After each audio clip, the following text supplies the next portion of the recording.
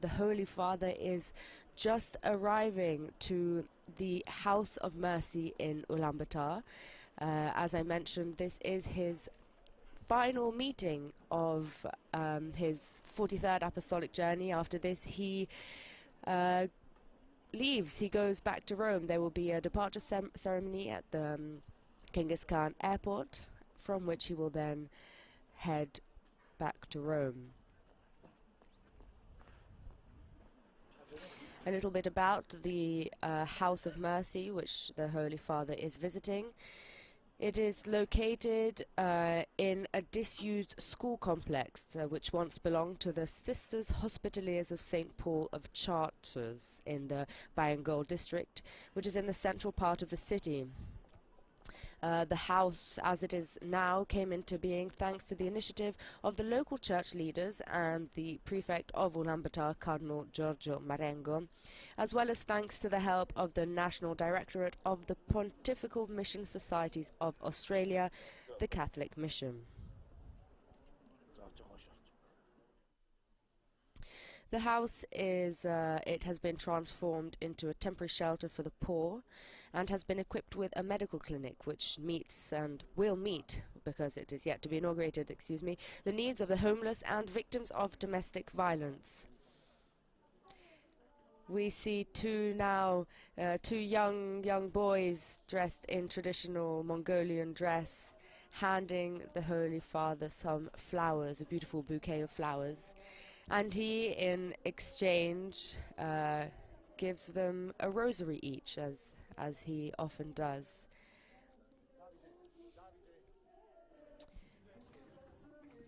The Holy Father will be hearing the testimonies of two people involved in the work of the House of Mercy. And he will also be giving a speech himself before blessing the house and, of course, inaugurating it. There is music being played, as you can hear, and the Holy Father is getting seated. He has invited everyone to sit down and is now doing so himself. It's a very intimate environment. Not too many people. The Pope, of course, is smiling.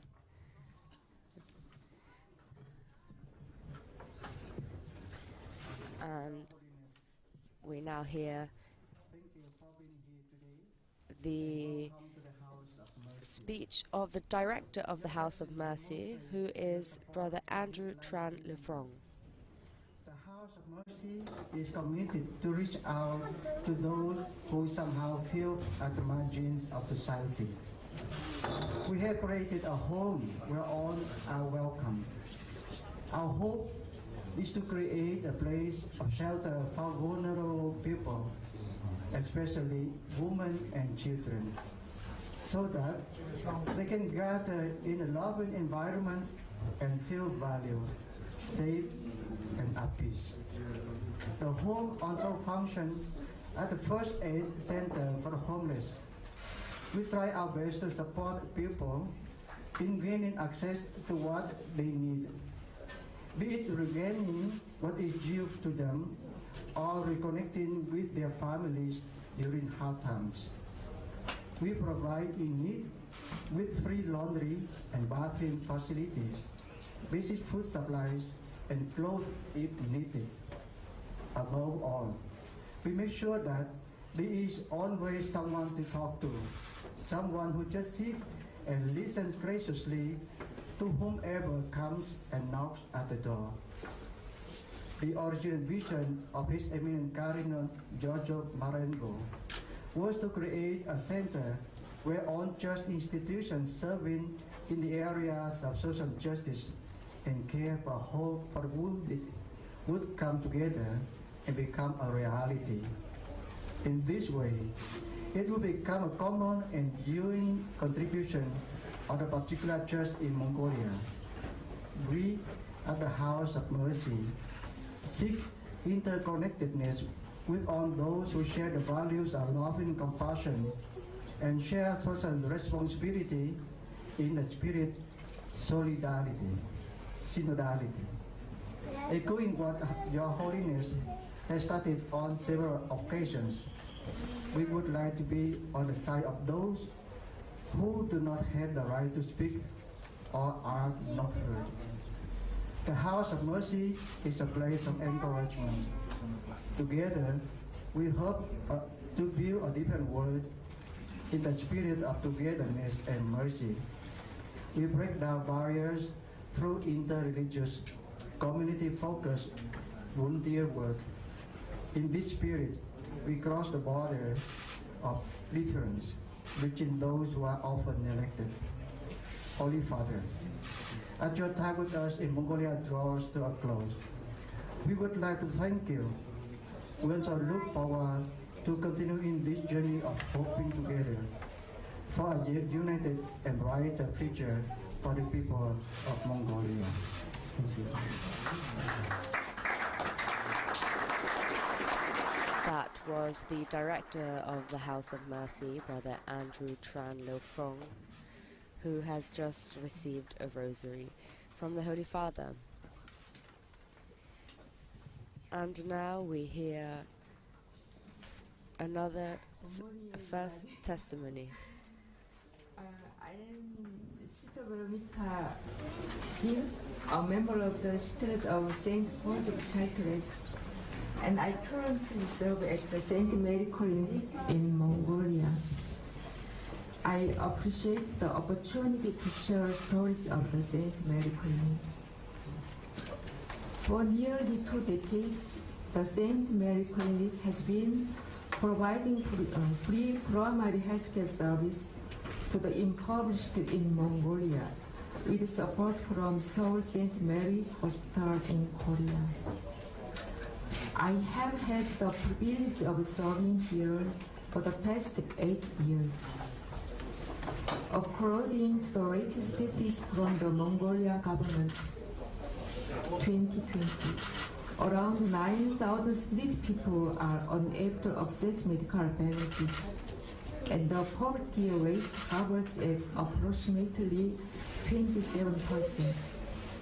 Over the last 5 years, the St. Mary Clinic has treated an annual average of 10,000 to 12,000 patients. The St. Mary Clinic carries out 4 core tasks for these individuals. Firstly, we offer medical treatment and medication to those who cannot afford to visit regular hospitals due to the lack of identification and money. Secondly, in collaboration with Seoul St. Mary Clinic Hospital, we provide free surgeries for children with heart disease, a critical service not yet available in Mongolia.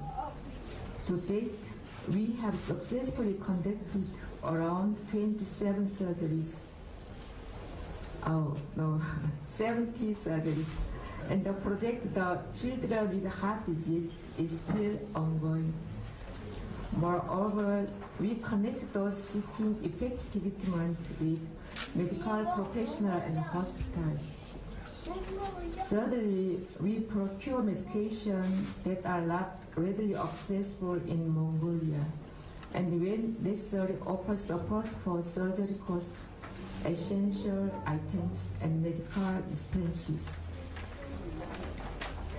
Lastly, St. Mary Clinic occasionally transforms into a marketplace, a restaurant, sometimes a place where people urgently seek financial assistance.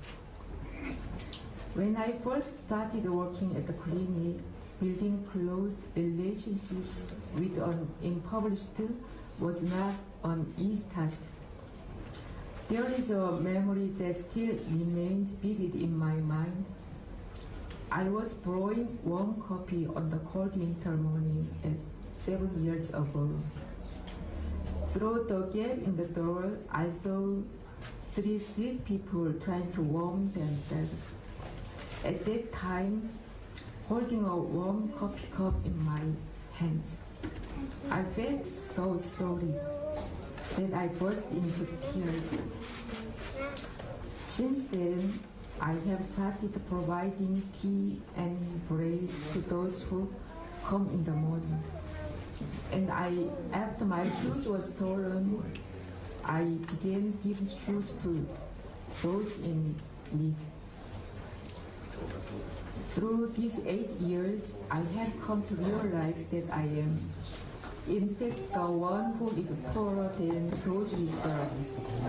Being with them, I gradually find solace, protected from the influence of the material world. While not everyone seeks daily brings me joy, this devoted experience has taught me to open my heart to God, knowing that I have a purpose for me even today. I sincerely hope that the work of the Saint Mary Clinic brings joy to God and Holy Father and the poor people. Thank you for your attention.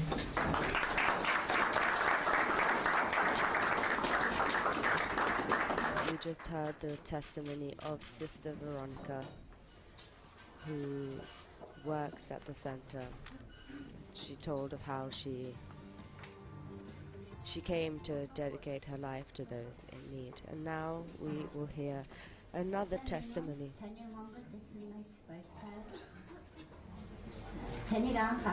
This testimony is of Lucia Otkon-Gorel, representative of Health Group. Good morning, my name is Naidan Suren Otkon-Gorel and I am the 7th of a family of 8.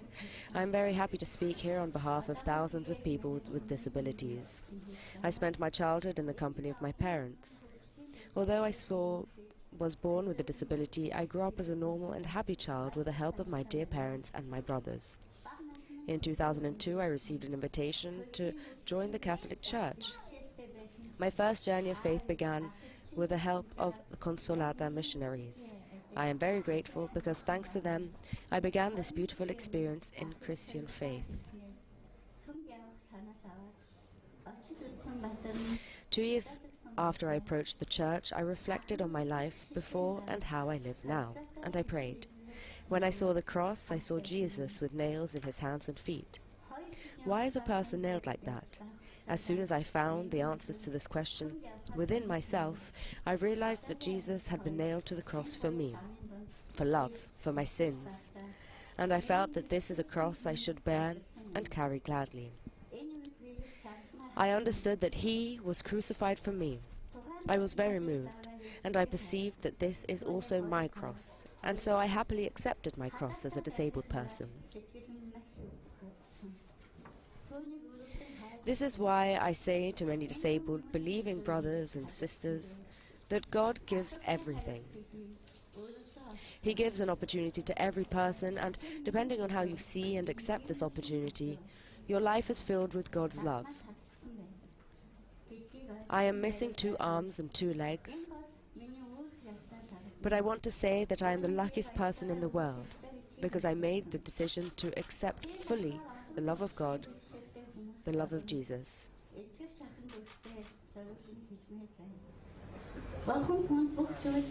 And I receive this great energy from Psalm 23. The Lord is my shepherd, I shall not want. He makes me lie down in green pastures. He leads me beside still waters. He restores my soul. He leads me in paths of righteousness for his name's sake. Even though I walk through the valley of the shadow of death, I fear no evil, for thou art with me. Thy rod and thy staff, they comfort me. Thou preparest the table before me in the presence of my enemies. Thou anointest my head with oil. My cup overflows. Surely goodness and mercy shall follow me all the days of my life, and I shall dwell in the house of the Lord forever.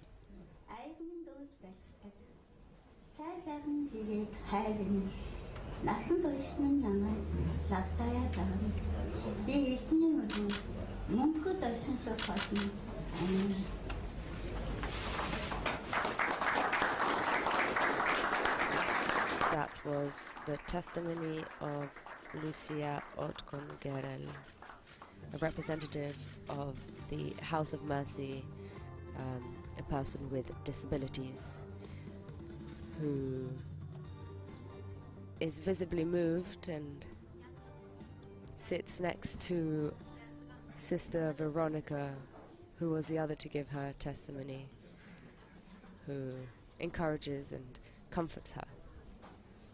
There's a lot of pride.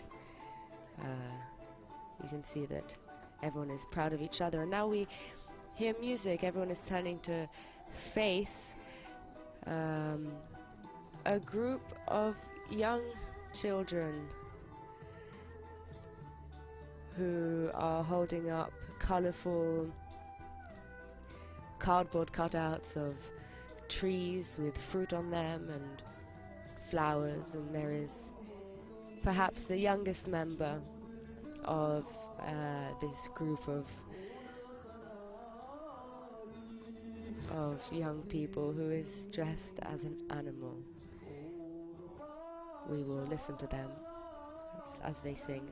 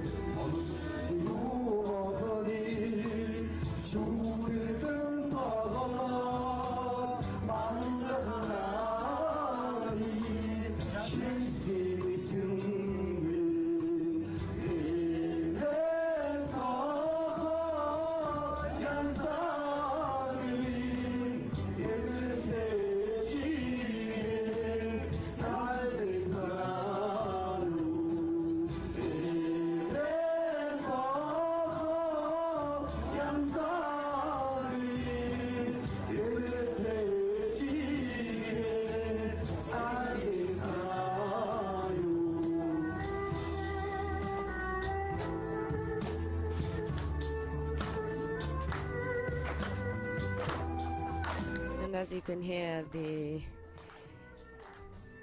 those attending the meeting are clapping along.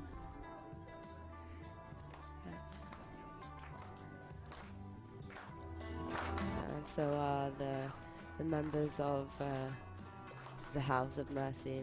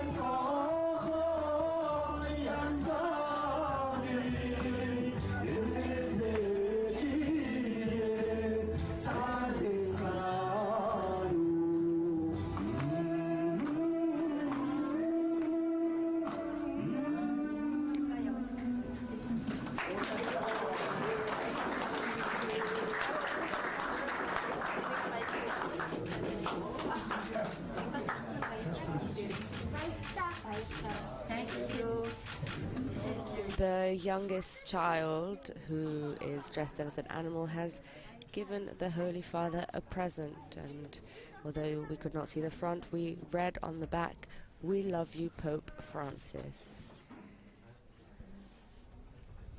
And now we prepare for the Holy Father's discourse.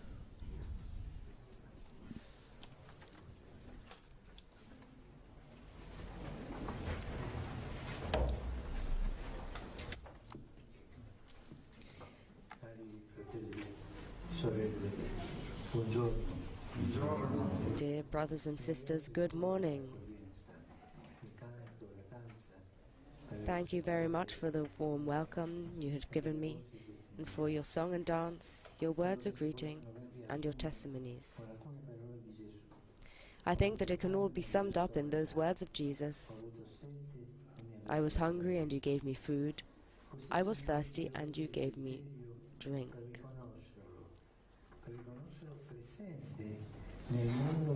In those words, the Lord gives us the criterion for recognizing His presence in our world and the condition for entering into the supreme joy of His kingdom at the last judgment.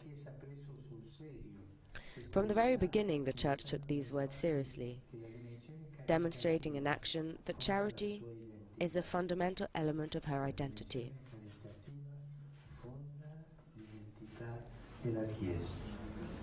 This initiative is at the basis of the identity of the Church.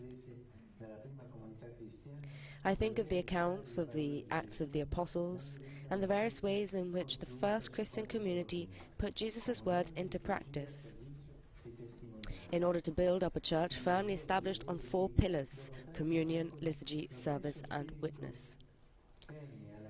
It is wonderful to see how after so many centuries that same spirit pervades the church of Mongolia. Though small in size, its life is marked by fraternal communion, prayer, selfless service to those in need, and witness to its faith. Proprio come le 4 colonne dei grandi ghirri che sostengono il tondo centrale superiore Like the 4 columns of a great gur that support the central upper ring, they allow the whole structure to stand upright and provide a welcoming space within.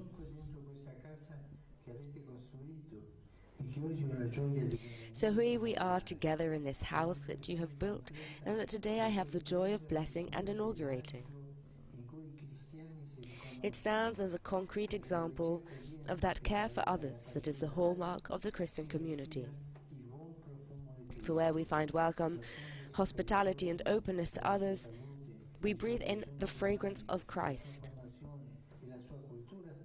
Generous service to our neighbors, concern for their good health, basic needs, education and culture has distinguished this vibrant portion of the people of God from its inception. Negli anni 90 hanno sentito subito l'appello alla carità.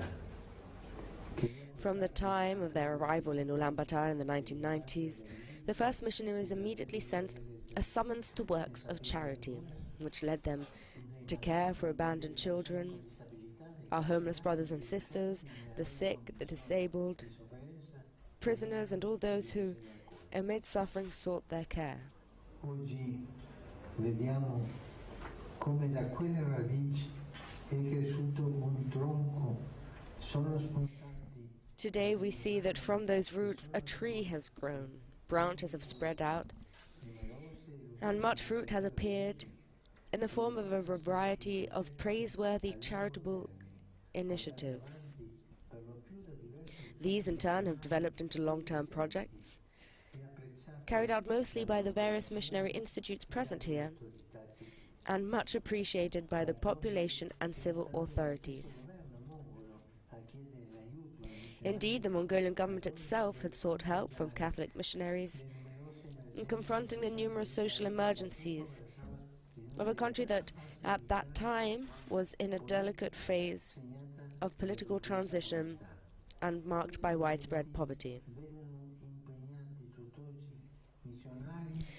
Those projects continue to draw upon the dedication of missionaries from many countries who put their knowledge, experience, resources, and especially their love at the service of Mongolian society. To them and to all those who support these many good works, I express my appreciation and offer my heartfelt thanks. Della misericordia si propone come punto di riferimento per una molteplicità di interventi caritativi. This House of Mercy is meant to be the point of reference for a variety of charitable works, hands outstretched towards our brothers and sisters struggling to navigate life's problems. dove poter A safe haven, in other words, where people can find a listening ear and an understanding heart. While not unlike many other initiatives supported by various Catholic institutions, this new undertaking is also special, since here it is the particular church that carries out the work, coordinating the efforts of all the missionary groups, while preserving a clearly local identity as an authentic expression of the apostolic prefecture as a whole.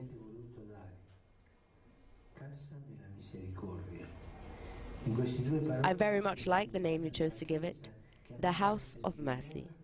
These two words contain a definition of the Church, which is called to be a home where all are welcome and can experience a higher love that stirs and moves the heart. The tender and provident love of the Father who wants us to be brothers and sisters in His house.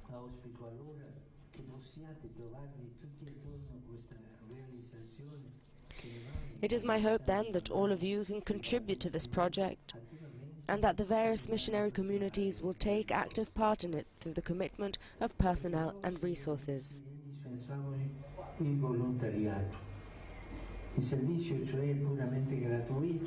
For this to happen, the contribution of volunteers is indispensable. A purely generous and selfless service that people freely choose to offer to those in need, not out of concern for financial remuneration or personal benefit, but out of pure love of their neighbor.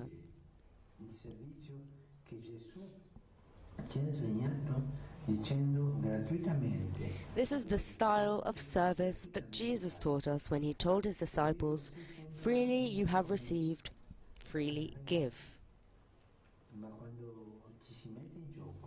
Serving others in this way may seem like a lost cause, but once they put themselves on the line, those who sacrifice their time and effort discover that whatever they give without expecting anything in return is never lost, but becomes instead a great treasure. Indeed, generosity unburdens the soul, heals the wounds of the heart, brings us closer to God, becomes a source of joy, and keeps us young inside.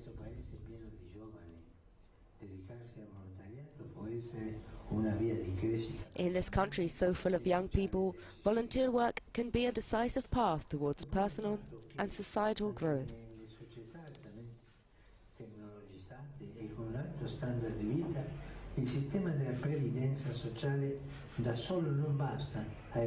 Then too, even in technologically advanced societies with high standards of living, social welfare systems alone are insufficient to provide all the services that are needed. To do so demands legions of volunteers who are willing to commit their time, skills and resources out of love for others. The true progress of a nation is not gauged by economic wealth, much less by investment in the illusory power of armaments, but by its ability to provide for the health, education and integral development of its people. Vorrei dunque incoraggiare tutti I cittadini mongoli noti per la loro magnanimità e capacità. For this reason, I would like to encourage all the citizens of Mongolia, who are well known for their generosity and capacity for self-sacrifice, to engage in volunteer work, placing themselves at the service of others. Here at the House of Mercy, you have a training ground that is always open, where you can exercise your desires for good and train your hearts. Finally, I would like to reject certain myths. First, the myth that only wealthy people can engage in volunteer work. Reality tells us the opposite. It is not necessary to be wealthy to do good. Rather, it is almost always people of modest means who choose to devote their time, skills and generosity to caring for others.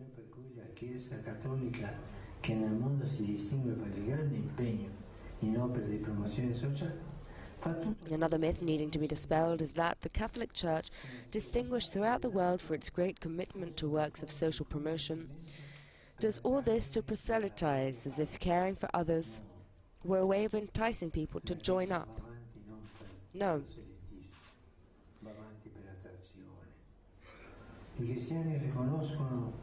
Christians do whatever they can to alleviate the suffering of the needy. Because in the person of the poor they acknowledge Jesus, the Son of God, and in him the dignity of each person called to be a son or daughter of God. I would like to envision this house of mercy as a place where people of different creeds and non-believers as well can join efforts with local Catholics in order to offer compassionate assistance to our many brothers and sisters in one human family.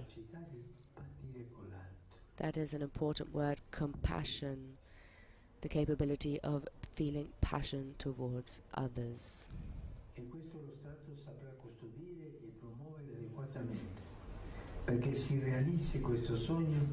That would be a splendid witness of fraternity, a fraternity that the state will rightly seek to protect and promote. For this dream to come true, it is essential here and elsewhere that those in public office support such humanitarian initiatives, encouraging a virtuous synergy for the sake of the common good. Finally, a third myth needs to be discredited. The notion that only money counts, as if the only way to care for others is to employ a salaried staff and invest in large facilities. Certainly, charity demands professionalism, but charitable works should not turn into businesses. Rather, they should retain their freshness as works of charity, where those in need can find people ready to listen to them with compassion, regardless of whatever pay they may receive.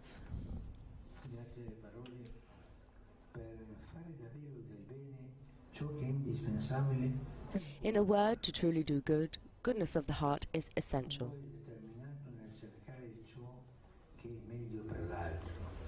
A commitment to seeking what is best for others. Commitment for the sake of remuneration is not true love. Only love can overcome selfishness and keep this world going. In this regard, I would like to conclude with an anecdote from the life of Saint Teresa of Calcutta. A journalist, seeing her bent over the foul-smelling sores of a sick person, once told her, "What you do is beautiful, but personally, I wouldn't do it even for $1 million.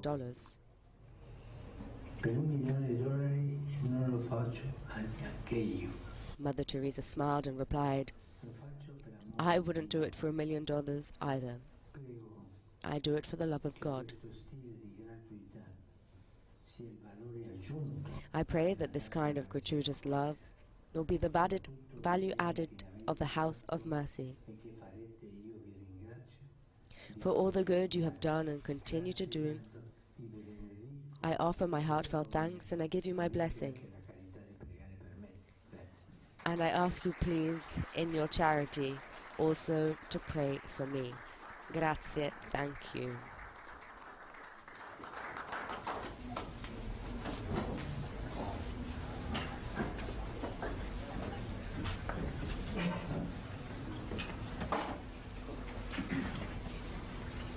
And with that, the Holy Father has finished his discourse. We now are expecting to all join together in praying.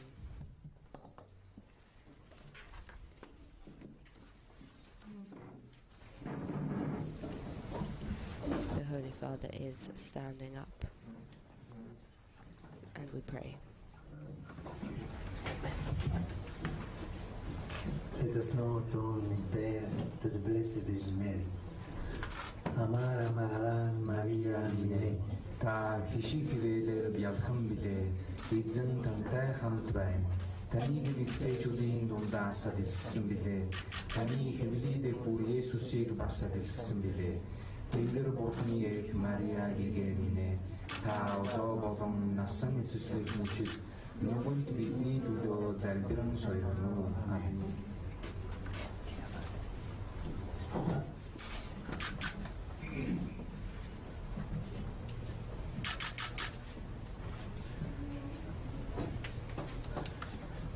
The Lord be with you. Blessed be the name of the Lord. Our help is in the name of the Lord. May Almighty God bless you. The Father, the Son, and the Holy Spirit.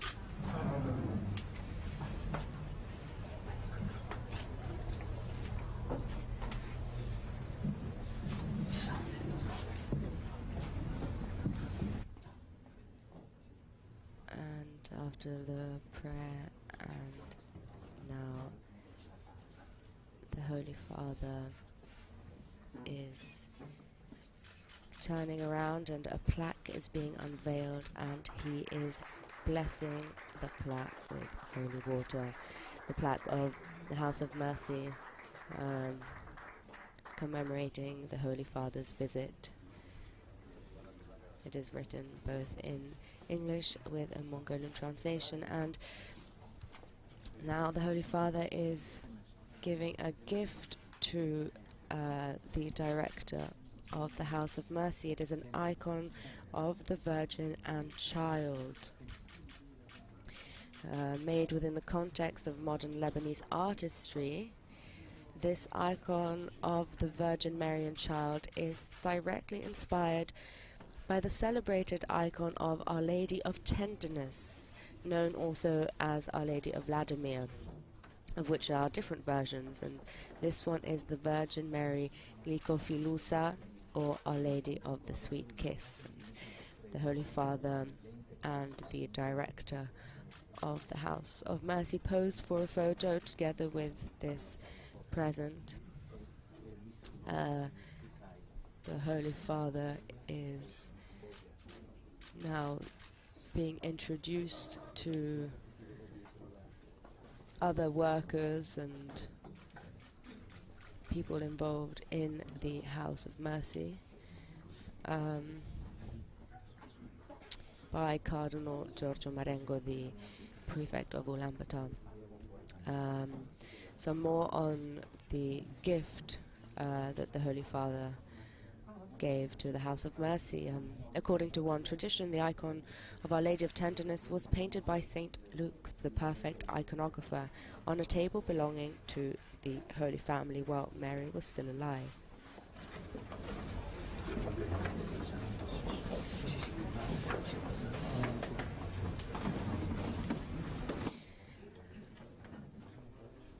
And with the Holy Father is leaving, bringing an end to this 43rd apostolic journey abroad. In a couple of hours, the Holy Father will have a departure ceremony at the airport and will depart. And this ends the live broadcast of Pope Francis's meeting with the charitable organizations and charity workers here in Ulaanbaatar. Please visit the Vatican News web portal, Facebook, Instagram, Twitter and YouTube accounts for coverage of the Pope's journey, as well as a departure ceremony which will be taking place shortly. On behalf of Vatican Media, I would like to thank all of our media partners, EWTN TV, Shalom World TV Networks USA, Shalom TV India and Sunday Shalom at Madashan TV India, Salt and Light TV, Catholic Faith Network, Catholic TV, Luminous Radio and UCTV, Uganda Catholic Television.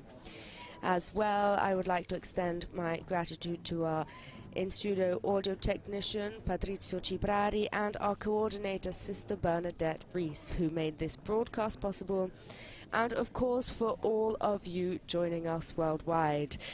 I'm Francesca Merlo, And it has been an absolute pleasure to be with you on this Monday morning. Until next time, Laudetur Jesus Christus. Praised be Jesus Christ.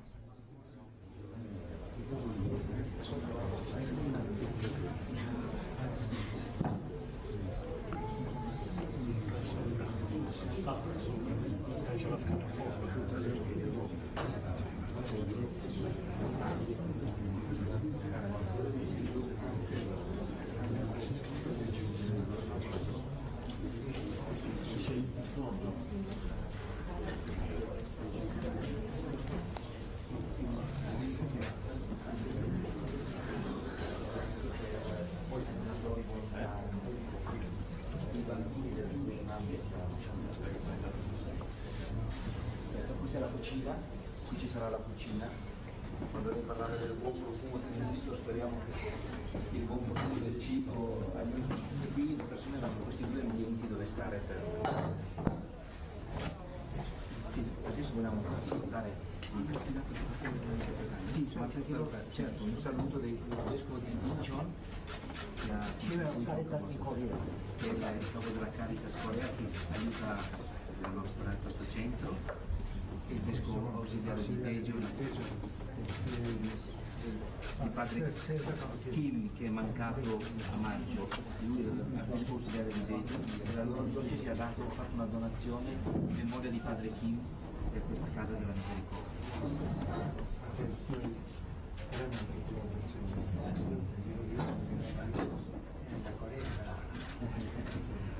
Grazie.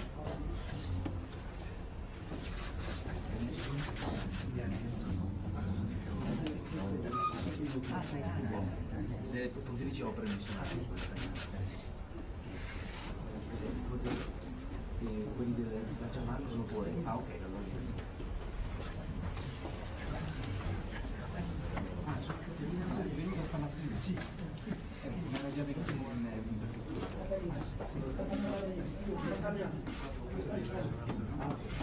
Ecco, qui è la foto di padre Kim, quel sacerdote coreano che è mancato a maggio, e lei, la signora, anche ha curato molto questi giorni difficili. La sua famiglia ha deciso di fare una fondazione per aiutare gli studenti mongoli a studiare all'università. Grazie di estendere il ricordo di Kim Sang-nam, Stefano e padre. Grazie mille.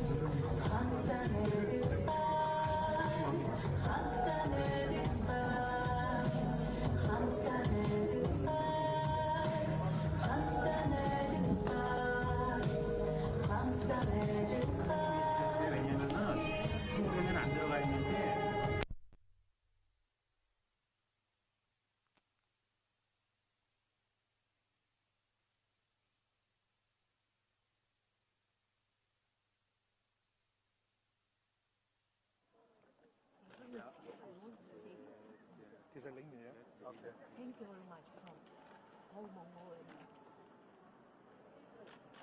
Blessings. Loro sono quelli che hanno lavorato nella comunicazione, tutti questi giorni hanno fatto un sacco di lavori per rendere possibile le trasmissioni, sono da parte nostra.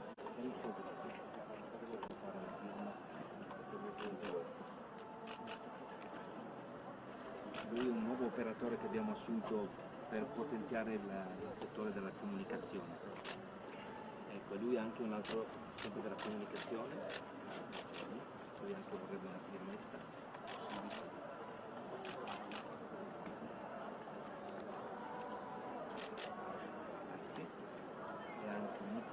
Lui era venuto alla GMG in Corea, io ero in Corea, aveva fatto pranzo con lei alla giornata dei giovani dell'Asia.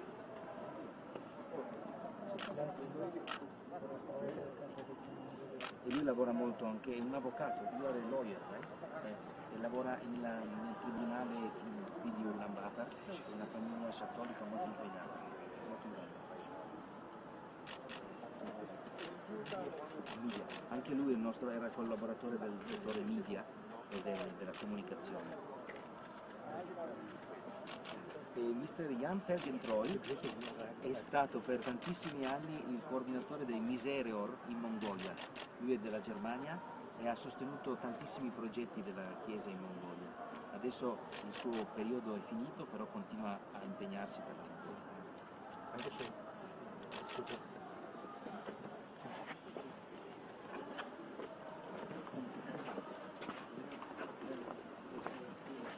Quel foglio, Florian aveva un foglio bianco con cui girava. Voleva scrivere su un foglio di carta, lo spiega e lo si spiega tutto. Si chiamate Florian, Florian non si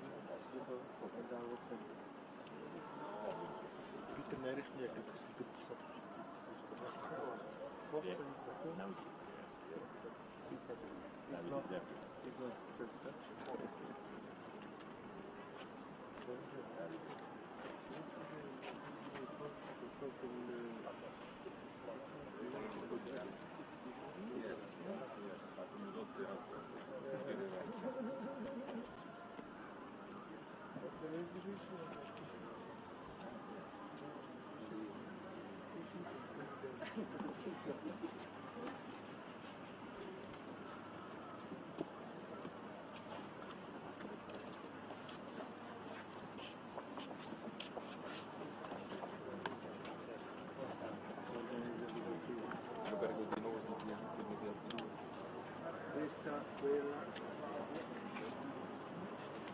questo è il servizio 1.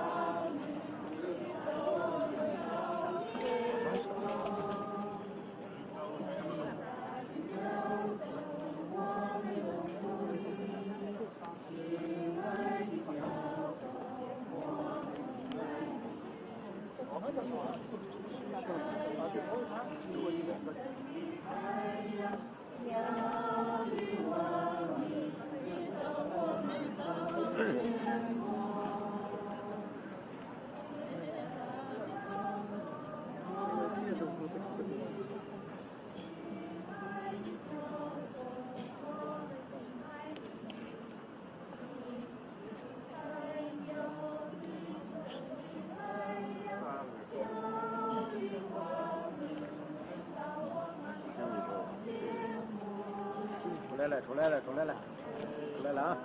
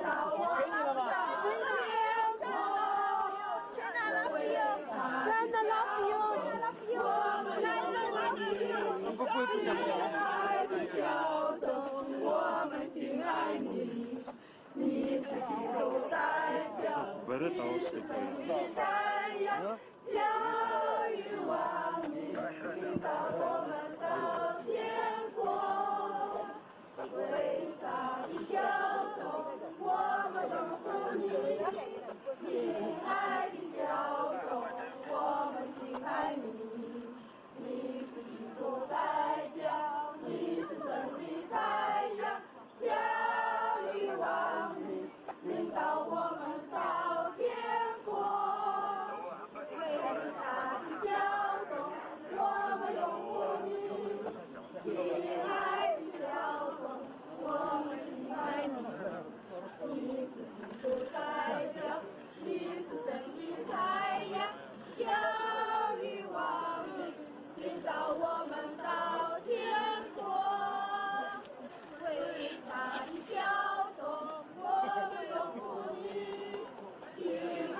Ah, sì, nessuno quando fa.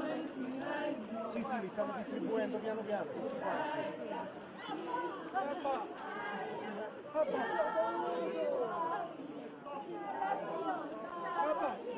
Un'altra scatola, Luca.